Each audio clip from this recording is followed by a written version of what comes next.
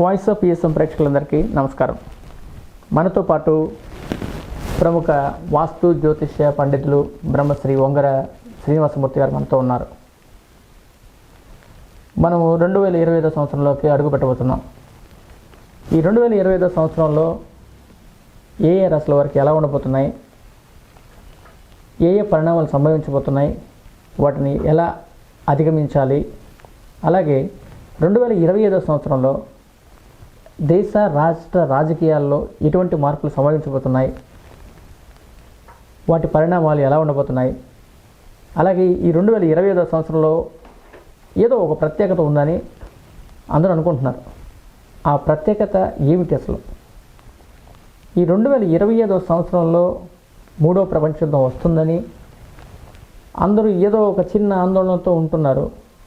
ఒకవేళ ఈ యుద్ధం వస్తే దాని పరిణామాలు ఏ దేశాల మీద ఉండబోతున్నాయి, ఏ వ్యవస్థల మీద ఉండబోతున్నాయి, అలాగే ఈ 2025 సంవత్సరంలో ప్రస్తుతం ఉన్న మార్కెట్లో చూసినట్లయితే ఈ బంగారం ధర ఆకాశాన్నంటి సామాన్య మానవునికి చాలా దూరంగా ఉంది. ఇది 2025లో దిగి వస్తుందా, లేదా ఇదే రీతిన కొనసాగి ఇంకా పైకి వెళ్ళిపోయి సామాన్యునికి దూరమయ్యే స్థితిలో ఉంటుందా, తదితర అంశాల గురించి మా వాయిస్ ఆఫ్ ఈఎస్ఎం ప్రేక్షకులకు తెలియజేయాలని కోరుకుంటున్నాం. శ్రీ మహాగణాధిపతయ నమః. మీరు చాలా మంచి ప్రశ్నలు అడిగారు. కొత్త సంవత్సరం వచ్చింది అని అంటే అనేక రకాలుగా ఎన్నో శుభ పరిణామాలు వస్తాయని అందరూ ఎదురు చూస్తుంటారు. అయితే ఇక్కడ ఫస్ట్ మనం మొట్టమొదటిగా తెలుసుకోవాల్సిన అంశం ఏంటంటే 2025 సంవత్సరంలో ఒక ప్రత్యేకత ఉన్నమాట వాస్తవం. ఆ ప్రత్యేకత ఏంటంటే ఈ సంవత్సరం అధిక భాగం కనీసం 9 నెలల పాటు ఎక్కువ శాతం చతుర్గ్రహ పంచగ్రహ కూటములు ఏర్పడుతున్నాయి. 3 గ్రహాలు కలవటం, 4 గ్రహాలు కలవటం, 5 గ్రహాలు కలవటం, ఇలా గ్రహ కూటములు ఈ సంవత్సరం మొత్తం దాదాపుగా 9 నెలల పాటు జరుగుతూ వస్తుంది. అయితే ఇదే ఈ సంవత్సరం యొక్క ప్రత్యేకత. దాంతోపాటుగా ఇంకా 2 ప్రత్యేకతలు కూడా ఉన్నాయి. ఏంటంటే ఇక్కడ ఈ సంవత్సరం 2 చంద్రగ్రహణాలు వస్తున్నాయి. ఒకటి సంపూర్ణ చంద్రగ్రహణం రాహుగ్రస్తం, రెండవది మామూలుగా పాక్షిక చంద్రగ్రహణం ఏర్పడుతుంది. ఇట్లా 2 గ్రహణాలు, అలాగే ఈ గ్రహ కూటములు వరుసగా రావటం అనేటువంటిది ఒక రకంగా చెప్పాలంటే ఈ 2025 సంవత్సరం అనేది ఈ ప్రపంచ మానవాళికి ఒక రకమైనటువంటి పరీక్షాకాలం, ఒక రకంగా చాలామంది ఉపయోగపెట్టుకునేటువంటి వాళ్ళకి అభివృద్ధికి దోహదం చేసేటువంటి అభివృద్ధి పదంలో దూసుకుపోవడానికి అవకాశం ఉన్న కాలం కూడా. ఇక్కడ మనం జాగ్రత్తగా గమనించినట్లయితే కొంతమందికి బాగోలేదు అంటే ఖచ్చితంగా కొంతమందికి బాగుండి తీరుతుంది. అయితే ఎవరికి బాగుంటుంది ఎవరికి బాగుండదో తెలియజేసేదే జ్యోతిష శాస్త్రం. అయితే ఇక్కడ మనం కాస్త జాగ్రత్తగా గమనించినట్లయితే ఈ 2025 సంవత్సరంలో ఉన్న ప్రత్యేకత మనకు అర్థమైంది కనుక ఈ గ్రహ కూటములు ఎప్పుడూ కూడా ప్రతి సంవత్సరం వస్తూనే ఉంటాయి. కానీ ఈ గ్రహణంతో కూడినటువంటి గ్రహ కూటమి వస్తుంది. ఇక్కడ మనం కాస్త జాగ్రత్తగా గమనిస్తే మార్చిలో షష్ఠగ్రహ కూటమి వస్తుంది, అలాగే సెప్టెంబర్లో చతుర్గ్రహ కూటమి పంచగ్రహ కూటమి వస్తున్నాయి. ఆ టైంలో ఖచ్చితంగా చంద్రగ్రహణం కూడా వస్తుంది. ఇవన్నీ కూడా ప్రపంచ పరిణామాల మీద, అంటే ప్రపంచంలో జరిగేటువంటి మార్పుల్ని బలంగా సూచిస్తోంది. అవన్నీ కూడా ఇప్పుడు ఒకదాని తర్వాత ఒకటి మనం తెలుసుకోవడానికి ప్రయత్నం చేద్దాం. వాటిలో మొట్టమొదటిది ఏంటంటే ఈ సంవత్సరం ఈ బంగారం ధరలు అనేటువంటిది తగ్గుతున్నాయి అని చెప్పి అంటున్నారు. ట్రంప్ అధికార పీఠం చేజిక్కించుకున్న తర్వాత డాలర్ విలువ పెరుగుతుంది కనుక ఆటోమేటిక్గా బంగారం తగ్గుతుందని ఆర్థిక నిపుణులు చెప్పడం జరుగుతోంది. అయితే ఇది కేవలం తాత్కాలికం మాత్రమే. తాత్కాలికంగా ఒక 6 నెలల పాటు మాత్రం కొంచెం అట్లాగే ఉంటుంది. అంటే పెద్దగా పెరగదు, పెద్దగా తగ్గదు, ఒక మాదిరిగా ఉంటుంది. కానీ 6 నెలల తర్వాత అంటే 2025 సంవత్సరం ఆగస్టు సెప్టెంబర్ తర్వాత నుంచి బంగారం ధరలు మరలా పెరుగుతూ పోతూ ఉంటాయి. 2026, 27 ఈ సంవత్సరాలు వచ్చేటప్పటికి ఆటోమేటిక్గా 10 గ్రాముల బంగారం ధర గతంలో చెప్పినట్లుగా ₹1,00,000 చేరటం అనేటువంటిది జరుగుతుంది. ఈ విషయం గతంలో మన వాయిస్ ఆఫ్ ఈఎస్ఎం ఛానల్లో చెప్పడం జరిగింది. ఆ జ్యోతిష్యంలో ఏమాత్రం మార్పు లేదు. కాబట్టి ₹1,00,000 చేరటం కన్ఫాము. కాకపోతే 26, 27 సంవత్సరాల్లో చేరుతుంది. ఇకపోతే మరి ముఖ్యంగా 3వ ప్రపంచ యుద్ధం వస్తుందని చెప్పి అందరూ కూడా కొంత ఆందోళన చెందుతున్నారు. 3వ ప్రపంచ యుద్ధం అనేటువంటిది ఒకవేళ వస్తే ఆటం బాంబులతో వస్తుంది. ఇటువంటి అనేక యుద్ధ భయాలన్నీ కూడా ప్రపంచవ్యాప్తంగా ఇప్పటికే ముసురుకుని ఉన్నాయి. అయితే ఇక్కడ మనం గమనించాల్సిన అంశం ఏంటంటే ఇంత యుద్ధ వాతావరణం, ఇంత భయంకరమైన పరిస్థితులు ఎందుకు వస్తున్నాయి అని కనుక మనం జ్యోతిష్ శాస్త్రంలో పరిశీలిస్తే 2025 మార్చిలో ఏర్పడేటువంటి షష్ఠగ్రహ కూటమి, 2025 సెప్టెంబర్లో ఏర్పడుతున్నటువంటి పంచగ్రహ చతుర్గ్రహ కూటములు, చంద్రగ్రహణంతో కూడినటువంటివి, ఇవన్నీ కూడా ప్రపంచ ఉత్పాతాలని సూచిస్తాయి. అంటే ఉత్పాతములు అంటే ప్రపంచంలో కొంత వినాశనం జరుగుతూ ఉంటుంది. కారణం ఏంటి? మనిషిలో సహజంగా పెరిగేటువంటి స్వార్థ బుద్ధి, రకరకాలైనటువంటి దుర్మార్గ ప్రవర్తనలు, కలిపురుషుల లక్షణాలు బాగా పెరిగిపోవటం వల్ల ప్రకృతి తను తాను బ్యాలెన్స్ చేసుకుంటుంది. ఇదే జ్యోతిశాస్త్రం చెప్తూ ఉంటుంది. ఇలా యుద్ధ భయం అనేటువంటిది దాదాపుగా ఈ షష్టగ్రహ కూటమి మార్చిలో వస్తుంది కనుక దాదాపుగా కుజస్తంభన, షష్టగ్రహ కూటమి ఇవన్నీ జూన్ జూలై నాటికి అయిపోతాయి. అప్పటికి ఈ యుద్ధం అనేటువంటిది ముగిసిపోతుంది. అయితే ఈ యుద్ధం రాదు. యుద్ధ భయం అనేటువంటిది చాలా తీవ్రంగా ఉంటుంది. అక్కడక్కడ మాత్రం పేలుళ్ళు జరుగుతాయి. ఆటం బాంబులు ప్రయోగించడం అనేటువంటిది జరగదు. కానీ జరిగినంత విధ్వంసం, విస్ఫోటనం అనేటువంటిది కలిగినటువంటి ఆయుధాలని ఈ అమెరికా, రష్యా, ఉక్రెయిన్ వీళ్ళందరూ కూడా దేశాలు వాడటం అనేటువంటిది జరుగుతుంది. అయితే ఈ మిగిలిన దేశాలు కొంత పాక్షికంగా దాంట్లో యుద్ధంలో ప్రవేశిస్తే కానీ డైరెక్ట్గా ప్రత్యక్షంగా దేశాలన్నీ రెండుగా విడిపోయి కొట్టుకోవడం జరగదు. కాబట్టి మూడో ప్రపంచ యుద్ధ భయం మాత్రమే ఉంటుంది. ఇలాగే ఉండాలని కోరుకుంటున్నాం. ఇక్కడ ఈ షష్టగ్రహ కూటమి ఈ మీనరాశిలో ఏర్పడుతోంది. అలా కాకుండా ఈ మీనరాశిలో కాకుండా ఏదైనా సరే పాపగ్రహ రాశుల్లో ఏర్పడేటట్లయితే డెఫినెట్గా మూడో ప్రపంచ యుద్ధం వచ్చే అవకాశం ఉండేది. ఇది గురుగ్రహ రాశిలో ఏర్పడటం వల్ల, గురుగ్రహం శుభగ్రహం అవటం వల్ల మూడో ప్రపంచ యుద్ధం వచ్చే అవకాశాలు దాదాపుగా తక్కువ. ఇకపోతే మీరు అడిగినటువంటి మరొక ప్రశ్న ఏమిటి, ఇందులో దేశ రాష్ట్ర రాజకీయాల గురించి మీరు అడగడం జరిగింది.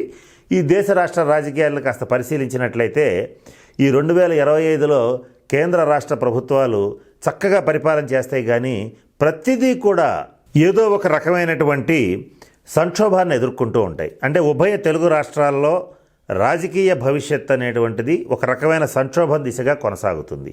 ఈ సంక్షోభం ఆర్థిక సంక్షోభంగా ఉంటుంది, రాజకీయ సంక్షోభంగా ఉంటుంది, వ్యక్తిగత కక్షలు, అలాగే ఈ అధికార ప్రతిపక్ష పార్టీల మధ్య జరిగేటువంటి ప్రచ్ఛన్న పరోక్ష యుద్ధాలన్నీ కూడా చాలా బలంగా జరగటం అనేటువంటిది జరుగుతుంది.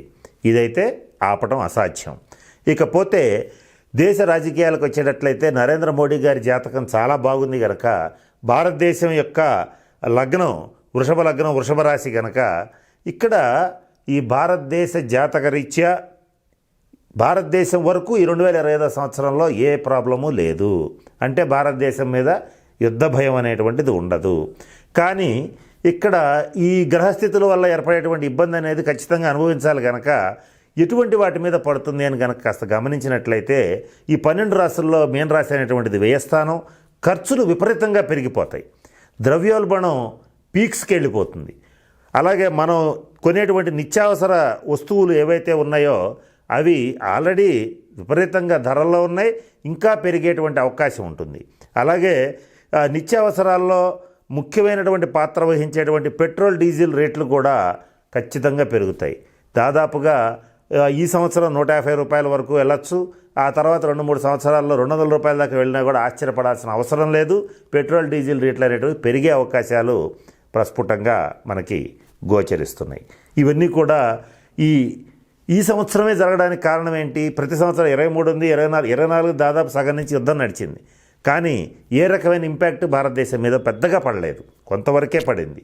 కానీ ఈ సంవత్సరం మాత్రం దాని ఇంపాక్ట్ పరోక్షంగా బలంగా పడేటువంటి అవకాశాలు నేను చెప్పిన విషయాల్లో ఉండే పరిస్థితి సుస్పష్టంగా గోచరిస్తోంది. 2025 సంవత్సరంలో షష్టగ్రహ కూటమి ఏర్పడుతుందని మీరు అంటున్నారు. ఈ షష్టగ్రహ కూటమి ఏర్పడడం, దాని ప్రభావం ఎలా ఉంటుంది? ఇక్కడ ఈ షష్టగ్రహ కూటమి ప్రభావం అదే నేను ఇందాక చెప్తోంది. శుభరాశుల్లో, శుభగ్రహాల యొక్క రాశుల్లో ఏర్పడినప్పుడు ఒక రకంగా ఉంటుంది. దుష్టగ్రహాలు, పాపగ్రహాల యొక్క రాశుల్లో ఏర్పడినప్పుడు మరొక రకంగా ఉంటుంది.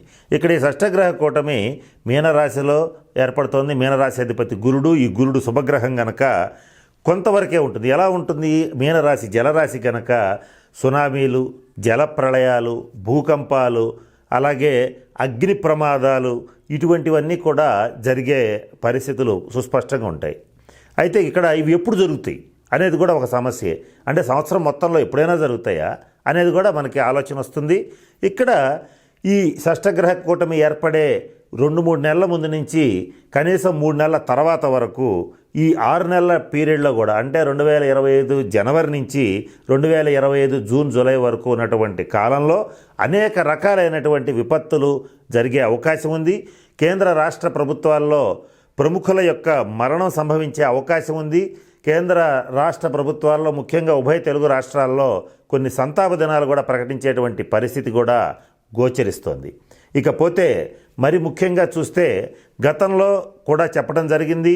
పవన్ కళ్యాణ్ గారి జాతకం చూసి అంటే ఉత్తరాషాఢ నక్షత్రం మకర రాశి జాతకులైనటువంటి పవన్ కళ్యాణ్ గారికి ఈ మకర రాశి జాతకులందరికీ కూడా ఏలినాటి శని పీరియడ్ అయిపోవచ్చింది. వారి జాతకం ఉచ్చస్థితిలో ఉంది.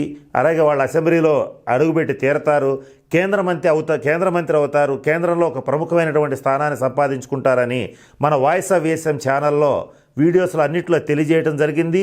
ఇది సుస్పష్టంగా తెలియచేశాము, ఎక్కడ కూడా జరగచ్చు అని చెప్పలేదు. అదొక్కసారి పరిశీలించండి. ఆ జాతకంలో ఇప్పుడు కూడా ఏమాత్రం మార్పు లేదు. ఆయనకి కేంద్ర మంత్రి అయ్యేటువంటి అవకాశాలు, రాజకీయ భవిష్యత్తు దివ్యంగా ఉండటం ఇవన్నీ కూడా ప్రస్ఫుటంగా గోచరిస్తున్నాయి. ఈ విషయంలో ఆలోచించాల్సిన అవసరం లేదు. పవన్ కళ్యాణ్ గారి జాతకం మాత్రం ఈ సంవత్సరం చాలా బాగుంది. అలాగే ఇక మిగిలిన వాళ్ళ జాతకాలను కనుక పరిశీలించినట్లయితే జగన్మోహన్ రెడ్డి గారి జాతకం వచ్చేటప్పటికి 2025 సంవత్సరం సెప్టెంబరు అక్టోబర్ నెలల వరకు కూడా తిరోగమనంలో ఉంది. వారి జాతకం లేదా వైసీపీ పార్టీ యొక్క భవిష్యత్తు కూడా 2025 సంవత్సరం అక్టోబర్ వరకు కొంత గడ్డు కాలం అని చెప్పవచ్చు. గతంలో మనం చెప్పినట్లుగా కొంత బంధన యోగం ఇట్లాంటివి కూడా జరిగే అవకాశాలు ఉన్నాయి. ఈ విషయంలో గతంలో చెప్పిన దాంట్లో ఏమాత్రం మార్పు లేదు. అలాగే జరిగే అవకాశం కూడా గోచరిస్తోంది. ఇకపోతే ఈ 2025 సంవత్సరంలో ఇక తెలుగుదేశం పార్టీ జాతకం చాలా బాగుంది. కాకపోతే ఈసారి వచ్చే ఆగస్టు సంక్షోభం లోపల కొన్ని ఇబ్బందికరమైనటువంటి పరిణామాలు తెలుగుదేశం పార్టీలో వస్తాయి.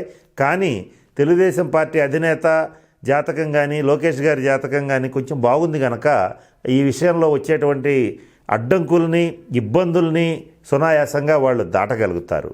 అయితే ఎంత కాదనుకున్నా 2 చంద్రగ్రహణాలు ఏర్పడటం, సెప్టెంబర్లో సంపూర్ణ చంద్రగ్రహణం ఏర్పడటం, తెలుగుదేశం పార్టీకి ఎప్పటి నుంచో సెంటిమెంటల్గా వస్తున్నటువంటి ఆగస్టు సంక్షోభం వీటి రీత్యా కొంత ఈ అధినేత విషయంలో కొంచెం వారి ఆరోగ్య విషయంలో కొంచెం జాగ్రత్తలు పాటించడం అనేటువంటిది ముఖ్యంగా చెప్పదగినటువంటి సూచన. అలాగే ఇంకొక విషయం అండి, ఈ 2025లో ఏదో ఒక కొత్త వైరస్లు వస్తాయని వాటి వల్ల ఈ ప్రజల ఆరోగ్యంపై ఏదో ప్రభావం చూపుతాయని అందరూ అనుకుంటున్నారు. ఈ కొత్త వైరస్లు అనేవి అసలు వస్తాయా రావా? ఒకవేళ వస్తే వాటి ప్రభావం ఎలా ఉండబోతుంది మానవాళిపై?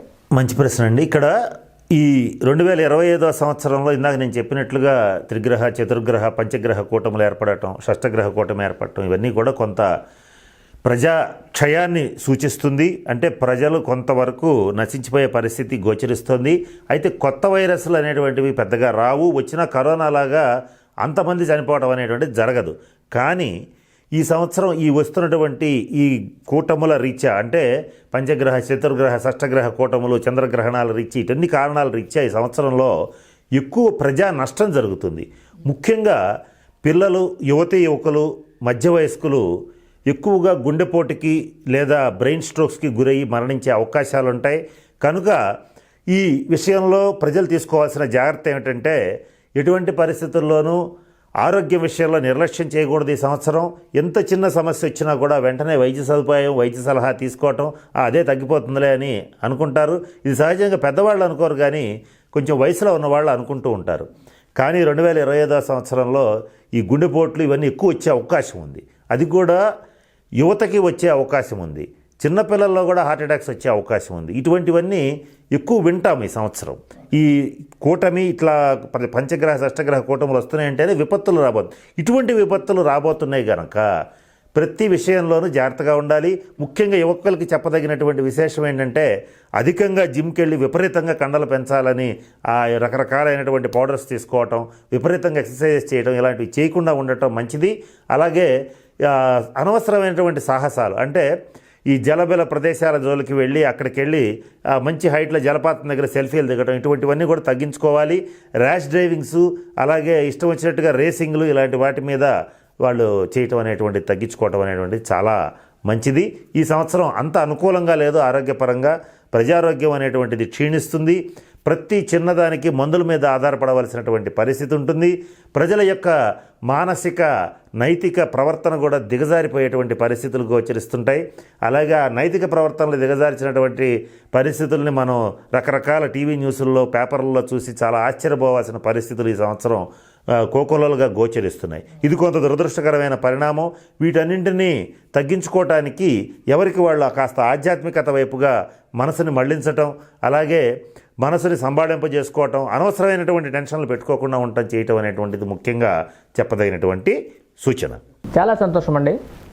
మా వాయిస్ ఆఫ్ విఎస్ఎం ప్రేక్షకులందరికీ ఈ చాలా విషయాలు చాలా విపులంగా అర్థమయ్యే రీతిలో వీరందరికీ తెలియపరిచారు. మీకు మా కృతజ్ఞతలు. స్వస్తి.